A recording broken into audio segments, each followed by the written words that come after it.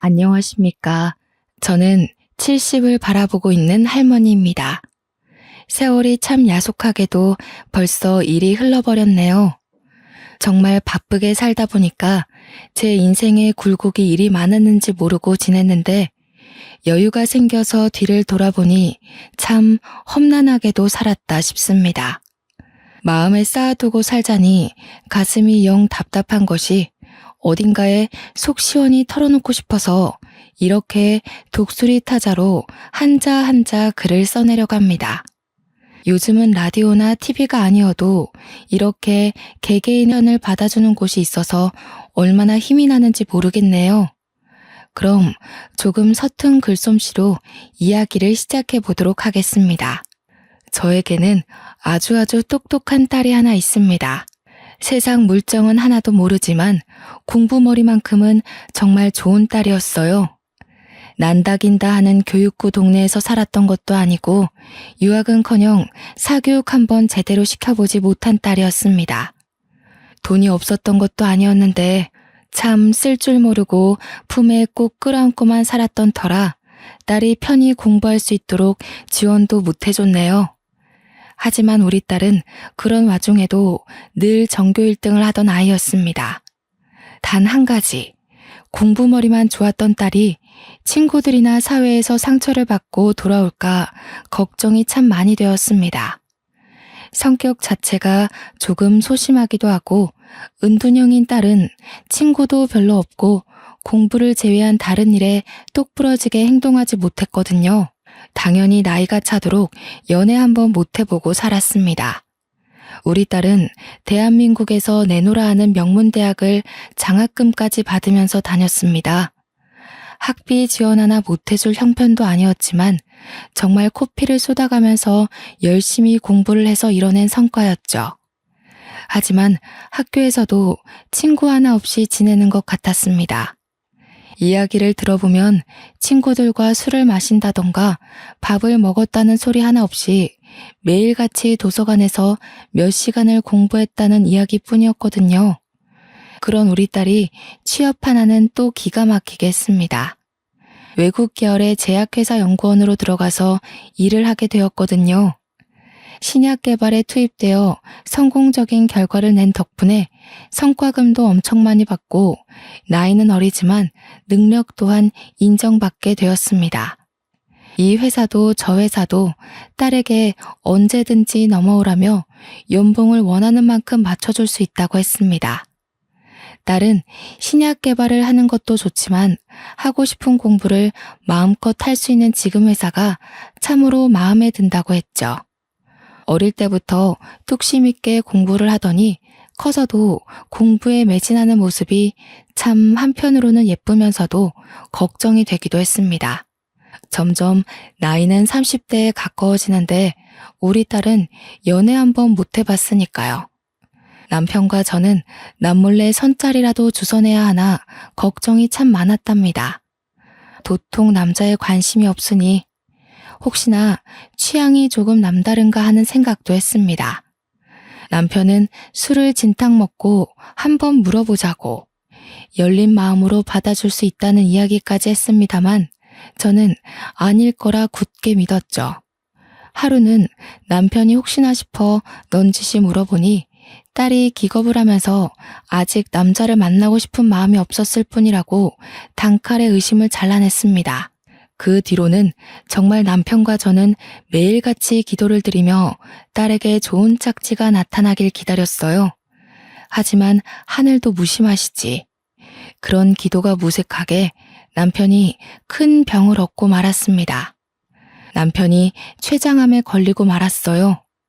췌장암이라는 게 증상이 워낙 늦게 나타나기도 하고 쉽게 알아차리기 어려운 곳에 자리를 잡다 보니 항암 치료도 이미 늦은 단계에서 발견이 되었습니다.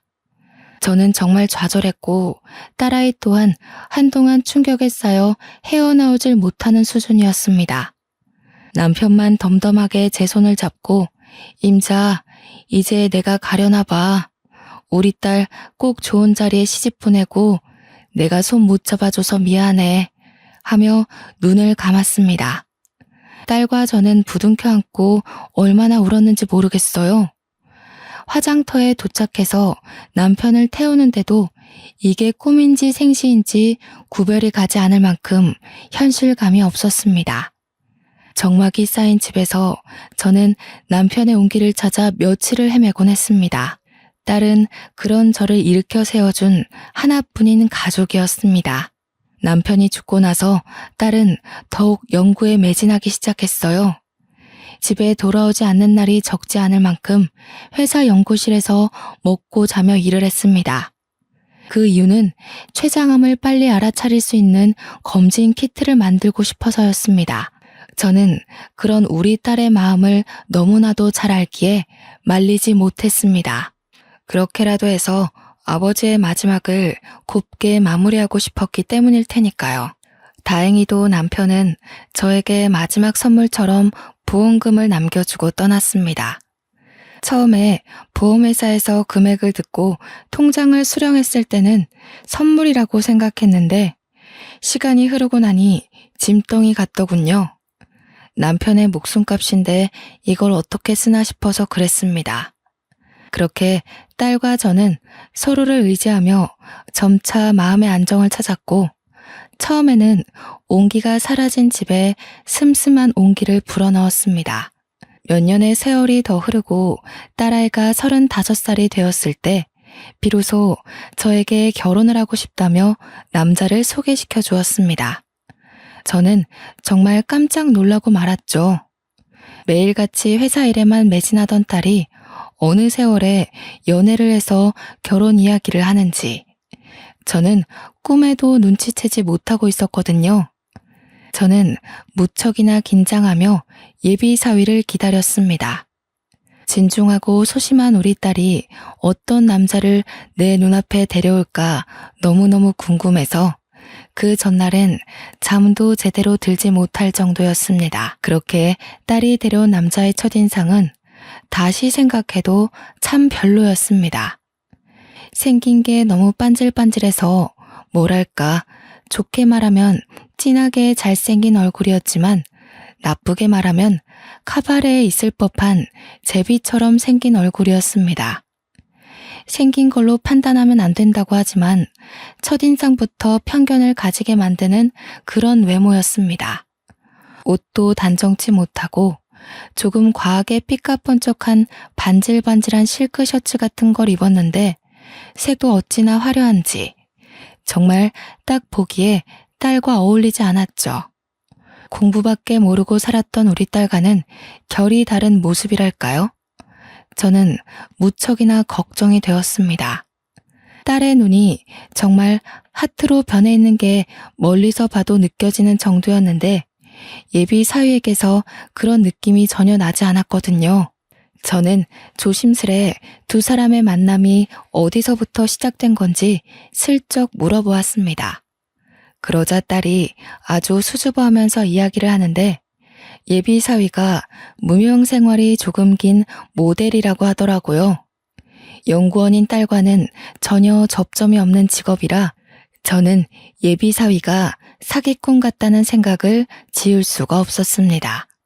그러면서 딸이 저에게 몇 년 전에 만들었던 신약이 풀리면서 예비 사위가 지명 광고의 모델로 발탁이 되었고 촬영장에 놀러 갔다가 인연이 닿았다고 했습니다.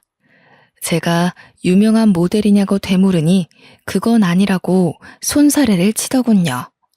지명 광고라는 것도 TV나 그런 곳에 나오는 게 아니라 신문 광고에 작게 얼굴이 실리는 수준이라고 했습니다. 그러니까 전혀 유명세와는 거리가 멀고 돈도 제대로 벌 수 있는 사람인지 의심이 가는 수준이었다는 말입니다. 제가 딸에게 슬쩍 모델 일을 하면 벌이가 되나 하고 떠보니 딸이 웃으면서 돈은 자기가 잘 버는데 뭐가 문제냐고 하더라고요. 제 속이 콱 막힌 듯한 기분이 들었지만 남편이 죽고 최근 몇 년 동안 딸이 이리 환히 웃는 모습을 본 적이 없었기에 목구멍에서 말이 막히더라고요. 그냥 예비 사위가 매너가 좋고 연애에 대해 전혀 모르는 쑥맥인 딸을 잘 이끌어주는 사람이라고 했습니다. 그 말을 하면서 서로 마주보고 웃는데 제가 어찌 반대하겠나 싶더라고요. 두 사람은 서로를 반려자라고 생각하는 것 같은데 제가 끼어들 틈이 전혀 보이지 않았습니다. 딸은 자기가 연애를 안 해봐서 연애에 대해 잘 모르는 부분을 예비 사위가 잘 알려준다고 이야기를 덧붙였습니다. 저는 속으로 생각했죠. 연애에 뭘 알려줄 게 있나? 그냥 마음 가는 대로 살면 되지. 라고요. 둘이 결혼을 하겠다고 했으니 저도 심도 깊은 질문들을 이어갔습니다. 부모님은 뭘 하시는지, 학교는 어디까지 나왔는지. 그런데 그 질문조차 딸이 계속 가로채더라고요. 저는 답답했지만 오죽 좋으면 저러나 싶었습니다. 한 가지 마음에 걸리는 게 신약 제품 광고를 찍다가 알게 된 사이라고 했는데 그 신약이 개발은 몇 년 전에 되었지만 임상 실험을 계속 거치면서 유통까지는 시간이 꽤 흐른 뒤에 됐거든요. 그러니까 한마디로 시중에 그 제품이 풀린 지 몇 개월 안 됐다는 말입니다. 그래서 정확한 연애 기간이 얼마나 되었는가 하고 물어보니 딱 3개월 됐다고 하더라고요. 그래서 이때다 싶어서 제가 말을 했죠.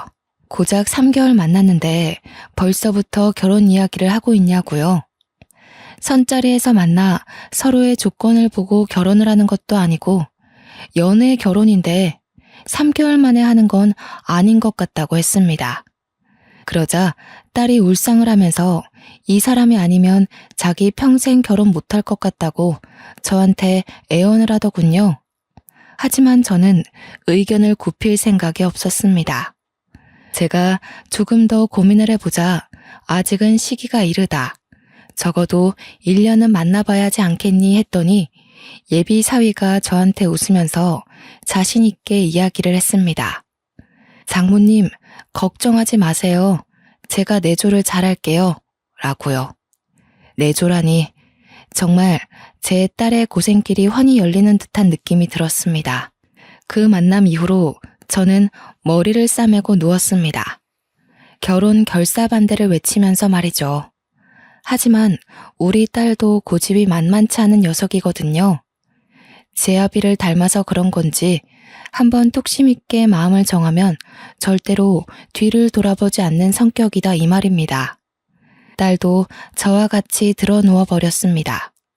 밥도 먹지 않고 꼼짝도 않고 결혼하겠다고 저에게 소리 없는 아우성을 치기 시작한 거죠. 그런데 예비 사위가 지극정성으로 딸을 챙기기 시작하는 겁니다. 수시로 집에 찾아와서 먹지 않겠다는 딸을 달래 죽을 한 숟갈이라도 떠먹이고 제 눈치를 보면서 딸의 수발을 들었습니다. 그러다 저를 먼저 꼬셔야겠다고 생각했는지 제 몫의 죽까지 사와서 제 앞에서 알랑방구를 끼더군요. 아주 지극정성으로 우리 모녀를 살피는데 제가 어찌 그 둘의 만남을 갈라놓을 수 있을까 참 고민이 많이 들었습니다. 결혼을 시켜달라며 커피도 타다 주고 쌍화탕도 타다 주고 제가 집을 드나드는 것을 가지고 잔소리를 하지 않자 살림까지 손을 대더군요. 야무지게 빨래도 해놔 청소도 해놔 밥까지 차려놓고 우리 모녀를 식탁에 앉게 만들었습니다. 내조를 잘하겠다고 하더니 살림을 저보다 더 잘하는 것 같더라고요. 언제까지 굶으면서 싸울 수 없으니 대충 지켜보겠다는 심산으로 냅뒀습니다. 그래도 예비 사위가 영 백수는 아닌지 작은 광고 같은 건 꽤 찍는 것 같더라고요. 요즘은 인터넷으로도 홈쇼핑처럼 무슨 라이브 쇼핑이라고 해서 큼지막한 쇼핑몰에서 실시간으로 진행하는 그런 것들이 있다고 하대요. 그런데 쇼호스트로 출연해서 돈을 번다고 했습니다. 인터넷 창 옆에 나오는 광고 같은 것도 꽤 찍는 것 같았고요. 수입이 적을 때도 있지만 그래도 200만 원 정도는 벌어들인다고 했습니다. 우리 딸 월급과 비교하면 정말 소액이긴 하지만 그래도 둘이 좋다고 하니까 제 마음도 슬슬 딸의 의견 쪽으로 기울고 있었습니다. 저의 반대에도 불구하고 처음 인사한 그날부터 3개월이 더 흐른 시점까지도 둘이 죽고 못하는 정도로 좋아하더군요. 그 3개월 동안 매일같이 틈틈이 집으로 찾아와 살림을 도맡아 하는 예비 사위를 보고 나쁜 놈은 아닌 것 같다는 생각이 들었습니다. 결국 제가 두 손 두 발 다 들고 항복을 하고 말았습니다.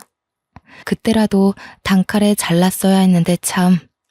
사람이 시간이 지나고 나니 후회만 잔뜩 남네요. 허락을 한 이후 둘은 아주 급하게 결혼 준비를 시작했습니다. 시간도 많은데 천천히 하라고 했지만 둘은 하루라도 빨리 붙어 살고 싶다면서 순서와 상관없이 마구마구 준비를 하더군요. 결혼식이라는 게 인생의 참 큰 행사 중에 하나잖아요. 하나뿐인 딸 정말 성대하게 삐까뻔쩍하게 결혼식을 치러주고 싶었는데 이놈들이 글쎄 스몰 웨딩을 하겠다는 겁니다. 그래서 제가 우리 집 개혼인데 어째서 스몰 웨딩을 하려고 하느냐, 큰 호텔 결혼식을 했으면 좋겠다 했더니 쭈뼛거리면서 사실을 말하더군요. 예비사위가 모델 일을 한다고 했지 않습니까? 또 그깟 작은 일을 하는 와중에도 소속사가 따로 있었나 봅니다. 결혼을 하면 안 되는 조항이 있다면서 소속사 몰래 결혼을 하는 거라 알려지면 안 된다는 겁니다. 그래서 크게 결혼식을 할 수 없고 정말 작게 친척과 친구 몇 명만 불러다가 스몰 웨딩을 하겠대요. 저는 딸에게 직장 동료들이며 대학 친구들이며 모두 초대해서 결혼할 거 아니냐고 했더니 고개를 절레절레 젓더라고요. 자기는 회사 동료들과 친하지 않고 대학 친구들은 얼굴도 기억이 안 나는 수준이라면서요. 어차피 올 사람도 없는데 결혼식 크게 해봤자 돈만 땅에 버리는 느낌이 들 것 같다고 했습니다. 결혼식도 따로 하고 싶지 않고 혼인신고만 하고 살았는데 제 체면을 생각해서 하는 거라고 하더군요. 정말 머리가 지끈거리는 게 당장이라도 물으라고 하고 싶었지만 둘이 좋아서 뜻이 맞아서 하겠다는데 제가 어찌 참견을 더 하겠습니까? 그냥 딸이고 사위고 알아서 하라고 놔둘 수밖에 없었습니다. 물론 그 두 사람이 논리적으로 저를 설득한 것도 한몫했죠. 뜸이지근하게 허락은 했지만 속이 상하는 건 어쩔 수 없더라고요. 풍성한 웨딩드레스를 입고 버진로드를 걸어갈 딸을 생각했는데 고작 작은 펜션 같은 걸 빌려서 스몰 웨딩을 한다니까 저도 모르게 궁시렁거리는 소리들이 계속 나오더군요. 그랬더니 사위가 갑자기 저한테 버럭하면서 짜증을 내더라고요. 장모님, 제가 계약 위반에 걸려서 위약금이라도 물어야 속이 시원하시겠어요? 아니, 내가 내 딸 결혼식에 아쉬운 소리도 못하니? 저도 지지 않고 사위에게 한마디 했더니 또 화를 씩씩 삼키더군요. 그러면서 저한테 자기도 딸에게 예쁜 드레스 입혀서 결혼하고 싶었다고, 하지만 상황이 여의치 않으니 어쩔 수 없지 않냐고 변명을 하더군요. 누가 뭐라고 그랬나요? 제 속이 시끄러운 걸 입 밖으로 꺼내고 싶은 걸 꺼냈을 뿐인데 저에게 남은 가족이라고는 딸 하나뿐인데 사위가 저한테 짜증을 내니 조금 서러운 마음이 들었습니다. 그 와중에 우리 딸은 사위 편을 들고 있더라고요. 지들끼리 알아서 이야기 다 끝냈는데 계속 궁시렁거리면 지들 속은 어떻겠냐고 하면서요. 제가 여태 뿌린 축의금만 해도 얼만데 속 편하게 저런 소리 하고 있으니 참 세상 물정 모르는 것들끼리 잘도 만났구나 싶었습니다. 아무튼 그날 이후 정말 간단하게 스몰 웨딩을 했습니다. 준비한 것들이 너무 없어서 결혼식에 초대된 친척들에게 민망할 정도였지만 그들도 제 속이 시끄러운 걸 이해하는지 아무 소리 않고 축의금을 주더군요. 나중에 따로 밥이라도 대접해야 할 것 같은 결혼식 분위기를 어떻게든 이겨내고 딸과 사위를 신혼여행길로 보냈습니다. 적적하게 혼자 남아 집에 있으니 참 그동안 딸을 키웠던 30여 년의 세월이 주마등처럼 스쳐가더라고요. 남편이 있었다면 이런 스몰 웨딩은 하지 않았을 텐데 하는 생각도 들고요. 신혼여행에서 돌아온 딸은 혼인신고를 마치고 신혼집으로 들어갔습니다. 딸이 모아둔 돈이 꽤 있었지만 돈을 오롯이 신혼집 구하는 데 사용하는 것을 제가 반대했습니다. 딸이 얼마나 힘들게 고생해서 번 돈인지 잘 알고 있었고, 괜히 사위는 뭣도 해오지 않는 마당에 딸 혼자서 그 큰 집값을 감당해야 할 필요를 못 느꼈기 때문이었습니다. 남편이 남겨준 부원금으로 노후를 위해 사두었던 아파트의 전세 계약이 끝날 시점이 되어서 그 집으로 딸을 들여보냈습니다. 그리고는 그냥 전세 계약 해준 거라고 대충 말을 해놨었는데 사돈어른이 등기부 등본이라도 떼본 건지 입주하는 날 저에게 전화를 하셨더군요. 아니 사돈, 그 집 전세 계약 해준 거래서 그냥 돈 좀 보태주신 줄 알았더니 사돈 명이더라고요. 예, 그건 어찌 하셨는지. 무슨 문제가 있나요?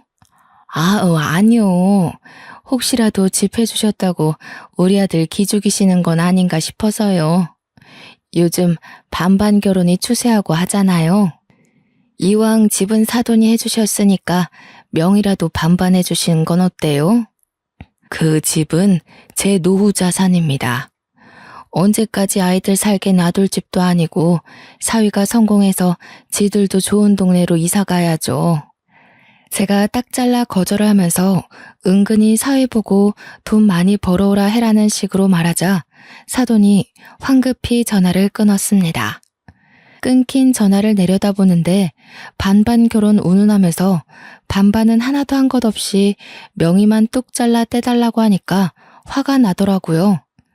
그 길로 사위에게 전화를 걸어서 한 소리 했습니다. 사돈어른이 그런 이야기를 하셨는데 불쾌하다고 하면서 혹여나 콩고물 떨어지길 기대한다면 마음을 일찍 접으라고 했습니다. 저는 그 집을 딸에게 평생 살 집으로 넘길 생각이 없었어요.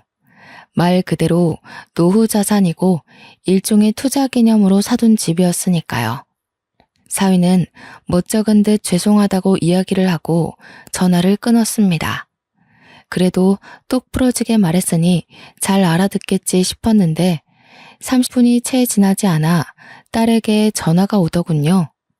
그러더니 다짜고짜 저한테 화를 내는 겁니다. 왜 자기 남편 기를 죽이냐고요? 제가 도대체 언제 기를 죽였다는 건지 기가 막히고 코가 막혔습니다. 그러면 나한테 명의 반반해달라고 이야기하는 건 기를 살리는 말이냐고 했더니 딸이 입을 꾹 다물더라고요. 무슨 오해가 있어서 그런 것 같다면서 그런 문제는 신경 쓰지 않아도 된다고 지들도 돈 벌어서 큰 집 갈 거라고 하대요. 그래서 그냥 무소식이 희소식이다 생각하고 살 테니 잘 살아보라고 했습니다. 그렇게 한동안을 서로 연락 없이 살았습니다. 저도 제 나름대로의 사교 활동을 하느라 바빴고 딸은 신약 연구 프로젝트에 참여하게 되어 매일 야근을 한다고 했습니다. 배양하는 세포가 10시간 이상을 살 수가 없어서 자꾸 지켜봐야 한다 어쩐다 했는데 어려운 분야라 그런지 알아듣질 못하겠더군요. 그런데 제가 친구들을 만나러 나갔다가 지독한 독감이라도 옮은 것인지 그날 저녁부터 몸이 으슬으슬 아프기 시작했습니다. 아침에 눈을 떴는데 열이 39도까지 오르더라고요. 그래서 동네 병원으로 가서 독감 검사를 해야겠다 싶어 옷을 주섬주섬 입는데 머리가 핑핑 돌아서 도무지 움직이지를 못하겠는 겁니다. 딸이 분가하기 전이었다면 분명 약이며 뭐며 일일이 다 챙겨주고 있을 텐데 결혼해서 나가서 사니까 저를 챙겨줄 사람이 하나 없더군요. 그럴 때면 정말 일찍 절두고 떠나버린 남편이 야속하게만 느껴졌습니다. 딸은 새 프로젝트 때문에 바쁘다고 했으니 저를 병원까지 데려다 줄 사람은 사위 하나밖에 없었습니다. 그래서 제가 사위에게 덜덜 떨리는 손을 부여잡고 전화를 걸었습니다. 신호가 한참을 가는데도 받지 않더군요. 그러다 포기하고 전화를 끊을 때쯤 사위가 전화를 받더니 저한테 와다다다 자기 할 말을 쏟아내더군요. 장모님, 제가 결혼한 거 업계에는 비밀이라고 했잖아요. 이렇게 갑자기 전화부터 하시면 제가 곤란하거든요. 제가 결혼한 거 절대로 들키면 안 되니까 앞으로 먼저 전화하지 마세요. 아니 이서방, 지금 그게 나한테 할 소리인가? 용건이 있으시면 문자 메시지 남겨두시면 되잖아요. 그럼 제가 틈날 때 전화를 드릴게요. 제가 위약금 물게 되면 그거 장모님이 내주실 거예요? 아니잖아요. 저 지금 촬영 들어가야 하거든요. 나중에 다시 이야기해요. 그러더니 전화를 뚝 끊어버리는 게 아니겠어요. 아픈 와중에도 제 할 말은 하겠다고 서운한 티를 팍팍 내는데 사위는 한숨을 내쉬면서 바쁘다고 끊어버렸습니다. 잘 나가는 모델이면 또 몰라도 고작 인터넷 광고 몇 개 찍은 걸로 저런 생색을 내니 어이가 없을 뿐이었죠. 이 와중에 열은 계속 오르고 정신은 몽롱해지고 결국 쓰러지기 일보 직전에서야 119에 전화를 걸었습니다. 현관문까지 열었던 것은 기억이 나는데 그 뒤로는 아무것도 기억나지 않더군요. 고열에 정신을 놓아버리고 말았던 것이었어요. 결국 병원 측에서 딸에게 연락이 간 것인지 딸이 병원으로 찾아왔습니다. 병명은 독감으로 인한 급성 폐렴이었어요. 딸은 제가 눈을 뜨자마자 저한테 한다는 소리가 미련하게 왜 집에서 아픈 걸 참고 있냐며 진즉 병원을 왔어야지 하는 겁니다. 저도 갑자기 밤사이 아프기 시작한 거라 이렇게 될 줄 몰랐는데 말이죠.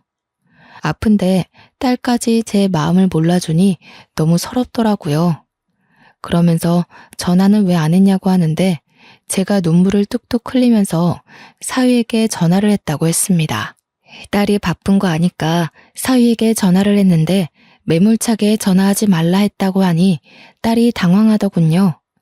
그러더니 저한테 요즘 사위가 일이 밀려 들어와서 많이 바쁘다고 앞으로는 지한테 하라고 하더이다. 제 생각엔 백수나 다름없는 사이놈인데 그깟 거 몇 개 했다고 웃새는 꼴이라니. 딸이 변명을 하듯 요즘 일이 많이 들어온다면서 오늘도 오디션 보러 갔다고 했습니다. 딸 말대로라면 제 사위는 왜 TV에는 코빼기도 안 비치는 걸까요? 자랑도 엄청나게 했을 법한데 조용한 걸 보면 오디션 보는 족족 떨어지는 건 아닐까요? 병원에서 꼬박 3일을 입원해 있는 동안 사위놈은 얼굴 한 번 안 비쳤습니다. 태어나는 날에도 딸 혼자 왔길래 사위는 어쩌고 너 혼자 왔냐고 전화해서 데리러 오라고 말하라 했습니다. 그러자 딸이 우물쭈물하면서 전화기를 꺼내지도 않더군요. 전화해보라고 독촉을 하니 그제서야 전화를 못한다고 하는 겁니다. 제가 왜 전화도 못하냐고 물어보니 위약금 물면 어떻게 하냐고 실없는 소리를 하는 겁니다. 자기랑 결혼한 걸 다른 사람들은 모르지 않겠냐고 웃으면서 이야기를 하는데 정말 머리 한 쥐어받고 싶었습니다. 그게 무슨 속 편한 소리입니까? 도대체 주위에서 딸과 결혼한 것도 모르는 채 이렇게 살고 있다는 게 정상적인 부부 관계입니까? 그래서 제가 혹시 이서방 바람이라도 피는 거 아니냐고 하니 딸이 저한테 버럭했거든요. 그런 소리 하지 말라고 하는데 당연히 아니길 바라면서도 제 속이 찜찜한 건 어쩔 수 없었습니다. 제 속이 불타는 느낌이라 결국 참지 못하고 주말에 제가 딸의 집으로 찾아갔습니다. 배를 벅벅 긁으면서 사유가 문을 열어주길래 다짜고짜 들어가 앉아서 이야기 좀 하자고 했습니다. 이서방, 언제까지 결혼 사실을 숨기고 살 텐가? 속이는 것도 하루 이틀이지. 소속사에서도 이야기하고 유부남인 걸 밝히는 게 좋지 않겠어? 장모님, 원래 미혼이어야 인기가 더 높아지는 거 모르세요? 나중에 제가 남들이 뭐라 할 수 없을 만큼 유명해지면 그때 다 밝힐 거예요. 아무리 그래도 그렇지. 그때 되면 잃을 게 더 많다는 걸 모르고 하는 소리야 지금? 저 이제서야 인터넷 라이브 쇼핑몰이며 홈쇼핑 채널에서도 슬슬 입지로 오고 있는 중이라고요. 제가 고정으로 출연하는 방송도 2개나 생겼고요. 제가 알아서 할게요. 딸은 그 와중에 고개를 끄덕이면서 사위 말이 맞단 식으로 행동을 했습니다. 제 속이 얼마나 섭섭하고 그랬겠어요. 이대로 가다가는 딸과의 관계마저도 틀어질 것 같다는 생각이 번뜩 들었습니다. 너무나도 서운해서 더는 말도 섞고 싶지 않았기에 저는 딸에게 답답해서 못 보겠다고 이야기를 했습니다. 내가 도무지 너네 하는 꼬라지가 이해가 안 가고 답답해서 안 되겠다. 우리 그냥 서로 무소식이 희소식이다 생각하고 얼굴 보지 말고 지내자. 제가 칼같이 자르고 뒤를 돌아서니 딸이 엄마, 엄마, 이대로 가면 어떡해 하며 저를 부르더군요. 하지만 그냥 무시한 채 흘러내리는 눈물을 대충 닦고서는 집으로 돌아왔습니다. 그렇게 한 3일을 내가 지를 어떻게 키웠는데 하며 가슴을 퍽퍽 치며 울었던 것 같네요. 하지만 딸도 그날 이후 저에게 따로 연락을 하지 않았습니다. 당연히 간이고 쓸개고 다 빼줄 것처럼 굴었던 사위놈도 저에게 연락을 하지 않았고요. 제 사정을 하는 친구들이 저를 불러내어 좋은 거 많이 먹고 구경도 하자며 저를 위로해 주었습니다. 덕분에 친구들과 목포 여행도 가고 부산 여행도 가고 하면서 마음에 많은 안정을 취하게 되었습니다. 그렇게 1년이라는 시간이 지나는 동안 명절에도 제 생일에도 딸네 부부는 연락 한 통 없었습니다. 물론 저도 딸 생일이나 사위 생일에 먼저 연락을 하지 않았으니 쌤쌤이라고 해도 무방하겠네요. 찾아오지도 않고 그 흔한 문자 한 통 없으니 가슴이 아리고 쓰리고 했지만 없는 셈 치고 살자고 마음을 먹었습니다. 간간히 그리운 마음도 들었지만 연락해봐야 제 속만 아프지 않겠습니까? 걷어낼 수 있을 때에는 가차없이 걷어놔야겠지요. 1년이 지난 어느 날 무심코 일일 드라마를 보다가 TV 채널을 돌렸는데 사위가 광고에 떡하니 나오지 않겠습니까? 보니까 무슨 노래 경영 프로그램 광고였는데 거기에 출연을 하는 모양인지 사위 얼굴이 떡하니 잡히더군요. 약간 반가운 마음도 들고 그래서 이제는 TV에 나올 만큼 성공했구나 싶어서 용기를 내어 딸에게 전화를 걸었습니다. 그런데 딸이 제 전화를 받지 않더군요. 일이 많이 바쁜가 싶어서 부재 중 연락이 온 것을 보면 저에게 연락을 하겠지 싶어서 기다렸습니다. 하지만 밤 12시가 되도록 딸에게 연락이 없었습니다. 그때부터 제 가슴이 콩닥콩닥 뛰더니 불안한 마음이 자꾸 들더군요. 그래서 늦은 밤이지만 사위에게 연락을 해봐야겠다 싶어서 전화를 걸었습니다. 금방 사위가 받아서 여보세요 하길래 나일세 하고 받았더니 누구세요? 이러는 게 아니겠습니까? 제 번호도 저장을 안 해둔 건지 아니면 지워버린 건지 제가 누군지 모르는 눈치였습니다. 제가 한숨을 푹 쉬면서 자네 장모일세 하니까 갑자기 목소리가 싹 바뀌더니 왜 전화하셨어요? 하고 되묻더라고요. 자네 TV 광고에 나온 거 보고 전화했네. 이제는 TV에도 나오고 돈은 좀 벌었는가?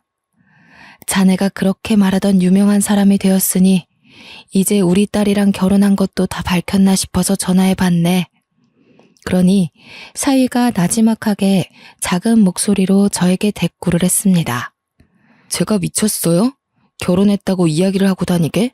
그건 그렇고 딸이랑 연락도 한 통 안 하고 사시나 봐요, 여전히? 그게 무슨 소린가 자네. 뚱딴지 같은 소리를 하고 있어. 같이 사니까 잘 알 거 아닌가. 지난 1년 동안 서로 연락은커녕 얼굴도 안 보고 살았다는 걸. 모르셨어요? 저희 별거 한 지 꽤 됐는데. 그러더니 저한테 딸한테 이야기 마저 들으세요 하고 전화를 뚝 끊어버리는 게 아니겠어요? 밤 12시고 나발이고 너무 놀라서 저는 딸의 집으로 찾아갔습니다. 별거 중이라니 도대체 그동안 무슨 일이 있었던 건지 딸의 얼굴을 직접 보고 이야기를 들어야 속이 시원할 것 같았습니다. 그런데 배를 한참 누르자 현관문을 열고 떡하니 나오는 것이 딸이 아니라 사위이지 뭡니까? 제가 너무 놀라서 자네가 왜 여기서 나와? 하고 물어보니 어리둥절한 얼굴로 왜요? 하고 묻는 겁니다. 왜요? 아니 우리 딸 집에서 왜 자네가 나오냐니까. 별거 중이라며. 짐 싸서 나간 게 장모님 딸이에요. 이게 말이나 되는 소린가 지금? 내 명의의 집인데 내 딸이 나간다는 게. 우리를 얼마나 우습게 알았으면 이런 파렴치한 짓을 꾸며? 당장 짐 싸서 나가게. 제가 소리를 버럭버럭 지르면서 화를 내자 사위의 얼굴이 약간 구겨졌어요. 그런데 그 뒤에서 어떤 여자가 갑자기 자기야 누구야? 하는 소리로 사위에게 말을 거는 거 아니겠어요. 저는 놀래서 눈이 동그랗게 변했고 사위는 골치 아픈 일이 생겼다는 얼굴로 뒤를 돌아봤습니다. 자기야? 이 미친놈이 바람까지 피고 앉았어? 내 집에서 상간녀랑 함께 지내고 있단 말이야? 내가 누군지 궁금하쇼? 내가 이 버러지 같은 놈 장모 되는 사람이요. 장모요? 무슨 소리야 자기야? 자기 유부남이었어? 여자친구 없다며. 그러자 사위가 막 횡설수설하면서 변명을 시작하는데 듣기에도 말도 안 되는 말들만 내뱉고 있었습니다. 상간녀가 씩씩거리면서 사위의 뺨을 확 내리치는데 얼굴이 돌아갈 정도로 세게 때리더라고요. 그러자 사위가 씩씩거리면서 상간녀에게 내일 촬영 있는데 얼굴을 때리면 어떡해 이러면서 둘이 싸우기 시작하는 겁니다. 둘이 서로 욕을 내뱉으면서 네가 괜히 내가 괜히 하면서 싸우는데 머리가 지끈거리더군요. 도대체 우리 딸은 어디서 뭘 하고 있는지 걱정도 되고요. 둘 다 시끄러워. 싸우려면 내 집에서 나가서 싸워. 내일 날 밝자마자 짐차 불러서 짐 빼게. 그러자 사위가 장모님 오해해요 하면서 갑자기 제 바지가랑이를 붙들고 이야기를 하는데 상간녀라는 여자는 저한테 유부남인 거 진짜 몰랐다고 하면서 도망을 가려고 하더군요. 그 타이밍에 딸에게 전화가 걸려왔어요. 엄마 무슨 일 있어요? 너무 오랜만이죠. 하길래 당장 너 살던 집으로 돌아오라고 하니 말이 없더군요. 사위 이야기 다 들었으니 당장 오라고 하니 20분도 안 되어서 딸아이가 집으로 왔습니다. 둘이 살던 집 근처 원룸을 얻어서 나가 있었다고 하더군요. 이 모질이야. 나가도 저놈이 나가야지 왜 네가 나가고 앉았어? 그러니 딸이 답답하게 저 사람이 원룸 얻을 돈이 어디 있어 이러대요. 제가 딸의 등을 퍽퍽 치면서 그래서 이런 놈이랑 결혼하면 안 된다고 했어 안 했어 하면서 오열을 했습니다. 그러자 딸도 저를 보고 설움이 북받쳤는지 울기 시작했습니다. 딸이 우니 제 가슴이 더 찢어지는 듯한 고통에 휩싸였어요. 저는 앉아서 무릎 꿇고 당장 어디로 이사를 가요? 저 갈 데 없어요 하는 사위의 뺨을 힘껏 내리쳤습니다. 딸도 제 행동에 놀랐고 사위도 놀라서 얼굴을 부여잡더라고요. 내가 자네 바람피는 꼴까지 다 봤는데 자네를 용서해야 할 이유가 있나? 갈 데 없는 건 내가 알 바가 아니니 당장 꺼지게. 내 눈앞에서 당장 꺼져. 그럼 재산분할은? 재산분할 해주셔야죠. 자네가 장가 올 때 뭘 들고 왔다고 재산분할을 요구하나? 법대로 하자고. 바람핀 증거며 뭐며 내 눈으로 똑똑히 봤는데 내가 못할 것 같나? 어디 한번 소문 제대로 내보자고. 딸은 바람 폈다는 소리에 그게 다 무슨 소리냐고 벌벌 떨고 있더라고요. 알고 보니 사위가 소속사에서 눈치를 챈 것 같으니 잠시 별거를 하자는 식으로 말해서 딸을 원룸으로 보낸 것이었어요. 그러다가 결혼 소식을 알리니 많이 하는 문제로 딸과 다툼이 자주 있어서 지금은 싸운 상태였다고 했습니다. 그게 전부 사위놈이 바람을 피려고 계략을 짠 것이었죠. 딸은 사위에게 깊은 배신감을 느꼈는지 부들부들 떨었습니다. 제가 소문을 낸다고 하자 사위는 재산 분할도 필요 없다. 조용히 이혼해달라고 했습니다. 딸도 더 이상 더러운 꼴 보기 싫다며 위자료를 돈독히 받자는 저를 말렸습니다. 끝까지 정말 사랑해서 그런 건지 모르겠지만 물러 빠진 딸을 보고 저는 가슴을 두어 번 더 쳐야만 했습니다. 저에게 뺨을 대신 때려주어서 고맙다며 앞으로는 실망시키지 않겠다고 하는데 도대체 제가 실망할 일이 뭐가 있겠습니까? 딸의 아픔을 먼저 헤아리지 못한 게 천추의 한이죠. 그렇게 속전속결로 서류까지 잘 정리하고 저는 그 집에서 딸의 짐을 모조리 빼서 저희 집으로 옮기고는 집을 팔아버렸습니다. 어차피 오래 들고 있으려고 했던 집도 아니었고 도무지 찝찝해서 그 집을 가지고 있기 싫었거든요. 그 사이에 시세 차익이 많이 나서 꽤 짭짤하게 부동산 수익을 얻었습니다. 그런데 3개월쯤 지나서 갑자기 모르는 번호로 연락이 오더군요. 바로 사위의 상간녀라는 여자였습니다. 저에게 사위가 자기를 속이고 만난 거나 다름없으니 본인도 피해자라고 위자료를 받아야겠다는 미친 소리를 하지 뭡니까? 저는 경찰서에서 당당하게 만나보자고 했습니다. 어디 상간녀가 조강지처에게 위자료를 달라는 허튼 소리를 하냐고 소리를 지르며 싸웠더니 그냥 해본 말이라고 전화를 뚝 끊더라고요. 끝까지 미친 것들 아니겠습니까? 통화 녹음본을 들고 변호사도 찾아가고 경찰서도 찾아가 봤는데 뾰족한 수가 없더군요. 그래서 그냥 똥 밟았다고 생각하고 말았습니다. 그로부터 일주일 후 이번에는 전 사돈이 저에게 전화를 하더군요.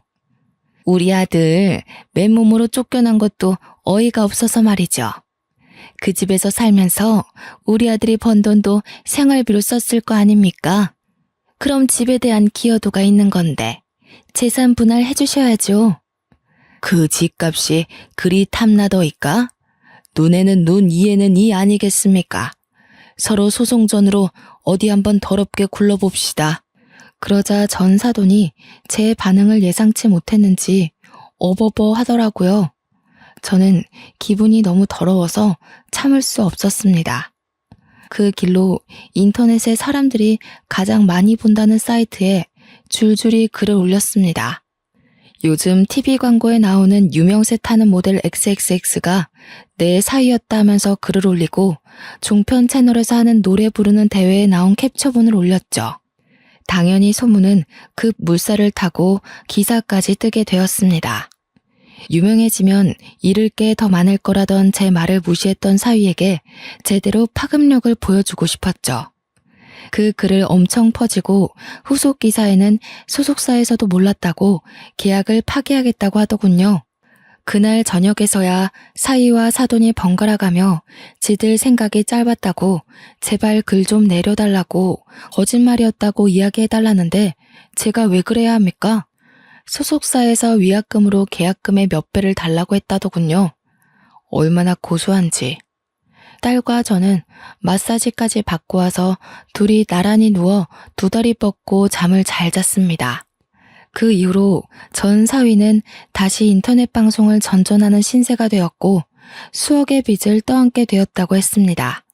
이래서 사람이 언제까지 비밀을 숨기고 살 수 없는 거겠죠. 마음도 곱게 쓰고 가진 것보다 더 욕심내면서 살면 안 된다는 걸 깨우쳤길 바랍니다. 서툰 글솜씨로 이렇게 길게 사연을 써서 보내게 되었네요. 추워지는 날씨에 평안한 하루 보내시길 바라면서 제 글은 여기서 마무리하도록 하겠습니다.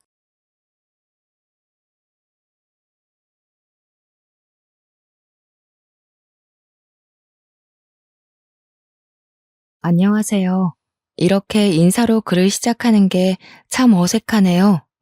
날이 점점 추워지고 있는데 다들 감기는 조심하고 계신지 모르겠네요. 요즘 감기가 기승을 부려서 코 막히시는 분들 많으시죠? 제가 코가 뻥 뚫릴 만한 사이다 사연 하나 가지고 와서 이렇게 인사드립니다. 저는 미용 고등학교를 졸업하고 20살부터 네일 아트를 시작했고 지금은 36살, 무려 경력 16년 차의 네일 아티스트입니다. 제 소개가 조금 장황했죠? 어차피 미용하는 애들이 다 거기서 거기 아니냐 하실지도 모르겠지만 전 제 직업에 자존심이 있답니다. 제가 샵을 처음 오픈한 게 28살이었는데 8년 동안 열심히 많은 원장님들 밑에서 기술을 배우고 제 이름을 걸고 샵을 오픈하게 되었어요. 지금은 벌써 원장님 소리를 들은 지 8년이 됐네요. 그것도 강남에서 꽤 잘 나가는 네일샵 사장님 소리 듣고 있네요. 서로는 이쯤에서 집어치우고 제가 들려드릴 이야기는 제가 몇 년 전에 겪은 이야기이며 아직까지도 쭉 이어지는 현재 진행형 이야기입니다. 그럼 제 진짜 이야기를 들려드릴게요. 위에서 말씀드렸듯이 제가 미용고등학교를 졸업했다고 했잖아요. 그래서 제가 메이크업도 조금 할 줄 알고 머리도 만질 줄 알고 손으로 할 줄 아는 건 다 재주가 있습니다. 원래도 미용실 쪽으로 빠지려고 했었는데 제가 딱 20살쯤에 네일아트가 엄청 유행을 타기 시작했거든요. 그때 제가 돈 냄새를 딱 맡은 거죠. 이거 무조건 돈이 된다 싶어서 친구들이 전부 미용실에 취직할 때 저는 몇 개 없는 네일아트 샵을 찾아다니며 일자리를 구했습니다. 운 좋게 실습생을 구하는 샵에 들어가서 정말 어깨너머로 배워가며 퇴근 후에 연습해가며 실력을 키웠네요. 저와 절친이던 미용고 친구는 미용고를 졸업하자마자 미국에 있는 비달사순 학교인가? 거기에 헤어커트 공부를 하러 떠났거든요. 3년 동안 공부하더니 미국이 잘 맞는다면서 아예 미국에 늘러붙어 버렸어요. 저는 그 친구의 용기가 정말 대단하다고 생각했습니다. 친구나 저나 둘 다 영어를 할 줄 몰랐거든요. 저보고 같이 가서 미용 공부를 하자고 했는데 저는 거절했었거든요. 말도 안 통하는 곳에 가서 무슨 일을 당할지도 모르는데 무섭잖아요. 근데 친구는 정말 용기 있게 가서 몸으로 부딪혀가며 적응을 하고 아예 눌러붙기까지 했어요. 덕분에 제가 2번인가 휴가를 내고 미국에 놀러가서 같이 관광도 하고 그랬습니다. 친구와 17살 때 알았으니까 지금 19년차 친구인데 아직까지도 통화를 일주일에 1번 이상은 꼭 할 정도로 정말 절친이에요. 친구네 가족들은 전부 한국에 있어서 친구가 1년에 1번 한국에 들어오면 무슨 일이 있어도 시간을 내서 얼굴을 꼭 보곤 하죠. 제가 친구 자랑을 좀 오래 했죠. 지금부터 본격적으로 제가 겪은 어이없고 황당하고 혹은 사이다인 이야기를 시작할게요. 제가 28살에 샵을 오픈하고 얼마 안 돼서 일이 시작되었어요. 저희 가게가 강남에 있는데 아실 분들은 아시겠지만 강남이 주차 자리가 없는 걸로 정말 유명하거든요. 유료 주차장도 자리가 없을 정도로 복잡한 강남 거리에 저희 샵에는 딱 주차를 한 대 댈 수 있는 자리가 있었어요. 하지만 샵이 꽤 크고 손님들이 많이 오시기 때문에 주차 자리를 모두 제공해 드릴 수 없어서 사장님 전용 자리인 셈 치고 주차를 허용하지 않고 있습니다. 한 손님에게만 주차를 허용해 드리면 다른 손님들이 기분 나빠하시거든요. 강남 골목에 있다 보니까 은근히 저희 가게 앞에 불법 주정차를 하시는 분들도 있고 딱지를 떼시는 분들도 있고 그랬어요. 늘 주차 전쟁에 시달려서 이제는 가게 앞에도 잠깐 주차하는 걸 허용하지 않고 있습니다. 정말 직원들이랑 같이 모르는 사람들 상대로 얼마나 싸우는지 모르겠네요. 네일샵 특성상 전면이 유리로 되어 있었는데 그 앞을 차가 막아버리니 경관도 해치고 손님들도 들어오기 번거롭고요. 아무튼 주차를 못하게 난리를 치니 주위 상권을 이용하시는 분들도 저희 가게 앞에는 차를 주차하지 않았습니다. 그날도 어김없이 오픈을 하고 한창 네일아트를 하고 있는데 어떤 남자분이 급하게 저희 가게 앞쪽에 주차를 하고 재빨리 사라지는 게 아니겠어요? 평소 같으면 뛰쳐나가서 얼른 차 빼 할 텐데 그날은 저를 포함한 모든 직원이 손님 케어를 하고 있어서 차마 나갈 수가 없었습니다. 한 30분쯤 지났을까? 제가 담당하던 손님이 아트를 마치고 나가시는 길에 제가 따라 나가서 문제의 차 앞에서 씩씩거리고 있었거든요. 차 주인이 누군지 잡히기만 해봐라 하는 심정으로 차를 빙빙 돌고 있었는데 갑자기 차 주인이 달려오는 거 아니겠어요. 제가 화가 나서 저기요 하는데 저한테 진짜 황급히 숨 몰아쉬며 달려와서는 커피를 내미는 거예요. 그러면서 저한테 너무 죄송하다고 명함을 쓱 내미는데 우리 가게 옆 건물에 있는 커피 체인점 관리직 매니저라고 써져 있더라고요. 일단 양손 가득 커피를 주기도 했고 계속 죄송하다고 사과를 하는데 제가 어찌 더 화를 내겠나요?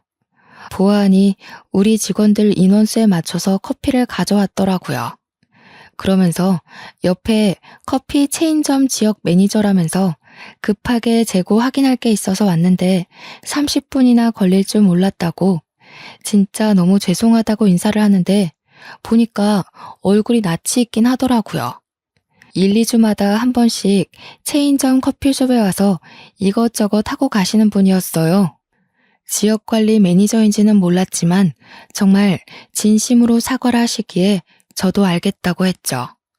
자기가 본사 소속 직원인데 한 달에 두세 번은 온다고 올 때마다 30분 남짓 주차를 해도 되냐고 슬쩍 물어보는 겁니다. 제가 주차만큼은 정말 얄짤없이 운영을 해왔기 때문에 그건 좀 어렵다고 했어요. 가게 입구 앞쪽이고 가게 안쪽에서 봤을 때 경관이 좋지 않다고 모든 손님들에게 주차가 안 된다고 안내를 하고 있기 때문에 다음엔 이렇게 경우 없이 되지 않으셨으면 좋겠다고 했더니 머쓱해 하더라고요. 근데 또 머쓱해 하니까 저도 덩달아 머쓱해지는 그 기분 아시나요? 사람이 선하게 생겨서 서글서글한 인상이라 저도 모르게 좀 딱 잘라 거절한 게 미안한 마음도 들고 해서 저희 가게에 주차 자리가 하나 있다고 했잖아요. 제 전용 자리인데 제가 차가 없어서 비워두고 있는 그 자리요. 거기를 쓰시겠냐고 물어봤어요. 어차피 한 달에 두세 번이고 와도 30분 정도만 사용하시는 거니까 쓰게 해드리겠다고 했더니 너무 고마워하는 겁니다. 저한테 앞으로 커피 걱정은 하지 마시라고 자기가 다 챙겨주겠다고 하는 게 아니겠어요? 그래봐야 뭐 일 있어서 올 때나 한 잔 주시는 거겠지만 말이라도 그렇게 해주시는 게 고맙더라고요. 근데 그 뒤로 이 강남점에 올 일이 많은지 일주일에 한 번은 꼭 오더라고요. 올 때마다 저희 가게 주차장에 주차를 하고 볼 일이 끝나면 커피를 배달해 주는데 우리 샵에 직원이 5명이 있거든요. 5명의 취향대로 하나하나 신경 써서 배달을 해주시는 게 아니겠어요? 거기다가 커피도 커피지만 쿠키에 베이커리 신상 나오는 거에 텀블러 같은 MD 상품들까지 챙겨주셨어요. 저뿐만 아니라 직원들 것까지 모조리 다요. 정말 세심하게 모양이나 디자인도 겹치지 않게 가져다 주시니 직원들도 너무 고마워하고 좋아했죠. 직원들이 저한테 저분이 원장님한테 관심이 있어서 그러는 거 아니에요? 하면서 호호거릴 때 아니야 하고 넘어가긴 했는데 은근히 신경이 쓰이긴 하더라고요. 웃는 얼굴이 강아지같이 귀엽고 곱슬거리는 파마끼 있는 머리카락이 잘 어울리는 남자였거든요. 미국에 있는 친구랑 통화하면서 이야기를 해주니까 저한테 사귀자고 고백해보라면서 놀리기 시작하는데 뭔가 속이 몽글몽글 하더라고요. 저한테 친구가 그렇게 물량 공세를 퍼붓고 있는 게 진짜 주차 자리 때문에 그런 거겠냐고 아무리 직원이라고 해도 돈 주고 사오는 걸걸 하는데 진짜 그런가 싶었어요. 커피면 몰라도 사실 텀블러 같은 건 비싸잖아요. 그걸 직원들 것까지 하나하나 챙기면 값이 꽤 나갈 텐데 뭔가 신상이 들어올 때마다 반복을 하니까 진짜 나한테 관심이 있나 싶었죠. 아직 30도 되지 않은 나이에 일이 바빠서 연애도 못하고 있었는데 이게 기회인가 싶은 마음도 들고요. 예전에는 분명 한 달에 두세 번밖에 안 오던 사람이 이제는 커피 핑계 대면서 일주일에 한두 번씩 오는 게 수상하기도 했어요. 나한테 진짜 관심 있는 거면 좀 더 티를 내주면 좋을 텐데 싶으면서도 너무 김칫국 먹는 건가 하는 생각도 들고 사람이 마음이 막 들쑤셔지니까 직장에서도 집중이 도통 안 되더라고요. 직원들도 제가 창밖을 바라보고 있으면 원장님, 그분 기다리시는 거죠? 이러면서 은근히 저 놀리고 제가 그렇게 티가 나게 기다렸나 싶어서 마음을 갈무리하려고 해도 원래 사랑을 숨길 수가 없다잖아요. 그래서 다음에 오면 솔직하게 물어봐야지 하면서 벼르고 있었는데 그날 딱 오후에 커피 사들고 왔더라고요. 평소 같으면 샵에 들어와서 커피를 주거나 상품을 주면서 간단하게 설명을 해주고 가거든요. 그날 제 예약 고객님이 조금 늦는다고 하셔서 커피 주고 가시는데 따라 나갔어요. 뒤에서 직원들이 힐끗 쳐다보면서 수근수근 거리는 게 느껴지긴 했지만 뭐 아니면 도다 하는 마음으로 따라가서 이야기를 꺼냈습니다. 혹시 저한테 관심 있어요? 하고 대놓고 말을 했죠. 그러니까 저한테 머리를 살짝 긁적이면서 그걸 이제 눈치채셨냐고 전화는커녕 문자도 한 통 없길래 관심 없으신 줄 알았습니다. 이러는 거 아니겠어요? 생각해보니까 첫날 저한테 명함을 주셨었잖아요. 거기에 연락처가 있었는데 제가 먼저 연락이 없으니까 제가 관심 없는 줄 알고 그만두려고 했었대요. 근데 포기가 안 돼서 자꾸 보러 온 거라고 하시는데 제 얼굴이 진짜 사춘기 소녀처럼 빨개지더라고요. 그래서 제가 그랬죠. 명함 받은 거 까먹었다고. 솔직하게 이야기하고는 저도 자꾸 보니까 관심이 가서요. 까지 덧붙였어요. 그러니까 대뜸 휴대폰 내밀면서 서로 알아가는 시간을 가졌으면 좋겠다고 번호를 알려달래요. 잘 됐다 싶어서 바로 번호부터 알려드렸습니다. 샵으로 돌아오니 직원들이 전부 저만 보고 있더라고요. 그래서 번호 땄다고 이야기하니 다들 막 박수치고 난리가 났는데 웃겨가지고 혼났네요. 그러고는 자연스럽게 썸이라는 걸 타게 됐어요. 남자친구는 저보다 2살이 많았고 여동생이 한 명 있었죠. 썸 타는 남녀가 할 일이 뭐가 있겠어요. 매일같이 통화하고 만나서 얼굴 보고 데이트하고 그러다 보니 자연스럽게 사귀게 되었고 사계절을 함께 보낸 뒤 결혼 이야기를 하기 시작했습니다. 결혼 이야기를 하다 보니 당연히 시댁에 인사를 드리러 가게 되었어요. 제가 네일샵 사장이긴 하지만 아무래도 미용 쪽으로 여자가 일을 한다고 하면 색안경을 끼고 보시는 어른들이 많거든요. 어릴 때 얼마나 공부를 안 했으면 미용을 하냐 이런 식으로 말씀하시는 분들이 심심치 않게 있어서 걱정을 조금 했습니다.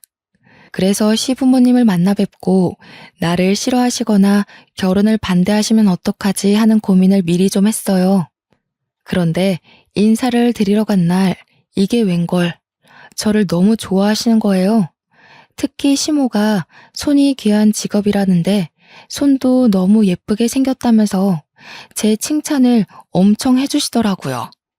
절대로 물도 묻히지 말라면서 솔직히 설거지 같은 건 시킬 거라 예상하고 겁먹었는데 선뜻 하지 말라고 해주시고요. 근데 예비 신랑한테 여동생이 한 명 있다고 했잖아요. 정말 징글징글한 시누이요. 시누이가 제가 네일아트 샵을 운영하고 있다는 소리를 미리 들은 건지 저한테 딱 그러는 게 아니겠어요. 어머, 언니. 그럼 언니가 내 손톱은 책임지면 되겠다. 언니, 어디 학교 나왔어요? 이렇게요. 그래서 저는 땡땡 미용고등학교를 나왔다고 했어요. 제가 나온 학교가 미용 쪽으로는 정말 유명한 학교거든요. 그러니까 저한테 거기 머리랑 메이크업도 유명한 학교 아니냐고 자기 화장 좀 해달라고 하는 거예요. 첫 만남에 갑자기 방에 있는 자기 메이크업 도구를 싹 꺼내와서는 실력 좀 보자면서 자기 데이트 있다고 하더라고요. 순간 저는 너무 당황스러웠죠. 제가 왜 그런 소구를 해야 하는 건지 이해도 안 됐고요. 예비 신랑하고 시모가 시누이를 말렸는데 고집이 얼마나 세던지 들은 척도 안 하고 빨리 실력 발휘해보라면서 닥달을 하더라고요. 분위기가 쎄하게 바뀌었지만 저도 한 성격 하는 사람이거든요. 그래서 일부러 예비 신우 얼굴에다가 그림을 그리듯이 화장을 해놨어요. 일부러 막 보라색 섀도우 발라버리고 신우의 얼굴이 광대가 좀 튀어나온 얼굴이었는데 일부러 더 튀어나와 보이게 만들었죠. 메이크업이 끝나고 신우가 거울을 보더니 얼굴이 이게 뭐냐고 저한테 소리를 빽 지르는 게 웃기더라고요. 데이트 가야 할 시간이 코앞인데 쌩얼로 나가게 생겼다면서 헐레벌떡 메이크업을 지우러 가는데 제가 그랬어요. 메이크업을 안 한 지 너무 오래돼서 요즘 유행이 어떤지 모르겠는데 제가 배울 때는 이게 유행하는 메이크업이었다고요. 무려 10년 전에 했던 거니까 뭐 그때는 그렇게 진하게 하는 게 유행이긴 했거든요. 그 일 빼고는 나름 훈훈했던 첫 시댁 방문을 마치고 집으로 돌아와서 미국에 있는 친구랑 통화를 했어요. 제가 처음 사귀기 시작할 때부터 친구한테 다 말했었거든요. 오늘 시댁에 갔다 온 이야기하면서 신우 이야기도 해주니까 막 웃으면서 저한테 성격 안 죽었네 하더라고요. 그러면서 그 신우가 엄청 쎄하게 느껴진다면서 그런 사람이 집에 있으면 피곤한데 저랑 성격 안 맞겠다고 덧붙이더라고요. 왠지 앙숙이 될 느낌이야 라고 했는데 진짜 말이 씨가 됐지 뭐예요. 그 뒤로는 일부러 더 신우랑 마주칠 일 없게 행동하면서 결혼식까지 무사히 잘 마쳤습니다. 제가 결혼을 해서도 저희 네일샵이 어딘지 말을 안 해줬단 말이에요. 시모한테 숨길 건 아니긴 했는데 신우가 알면 왠지 피곤해질 것 같아서 일부러 말을 안 해줬어요. 그런데 글쎄 제 네일샵을 어떻게 알았는지 시모랑 신우가 같이 찾아온 게 아니겠어요? 예약이라도 했으면 몰라도 다짜고짜 찾아와서는 제 앞에 탁 앉더라고요.